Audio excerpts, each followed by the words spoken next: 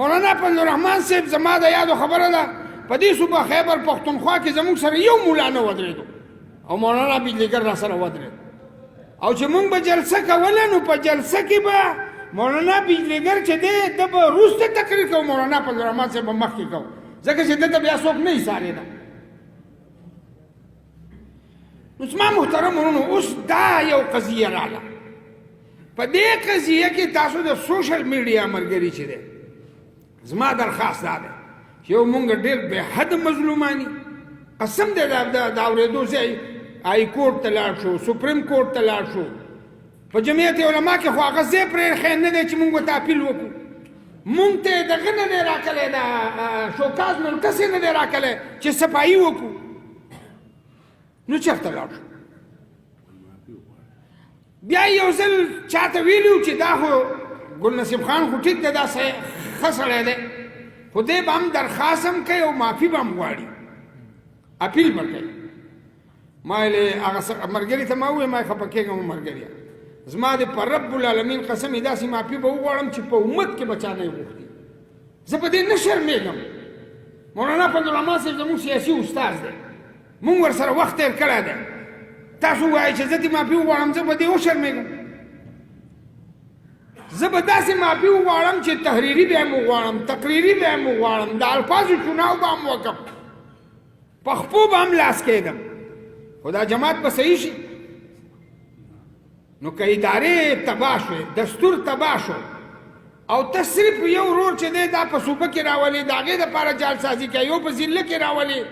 ځان په مرکز کې تاسو ما ته سوچ وکړئ ته ووایئ چې په دغه کې 2.5 لاکه ووټ مونږ اخیستی دی په سیند کې او رکنسازي هم 14 لاکه کړې ده دا فریاد چا ته وکړو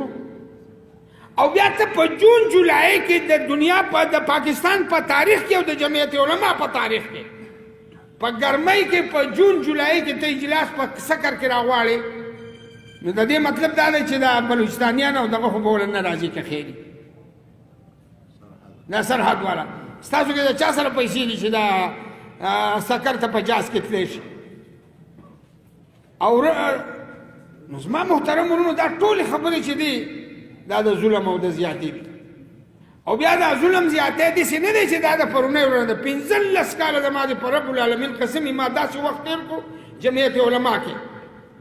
لکه د سړي په سر باندې چې توده کټوۍ کېدي او دی نه رقېدی شي چې راتویږي را باندې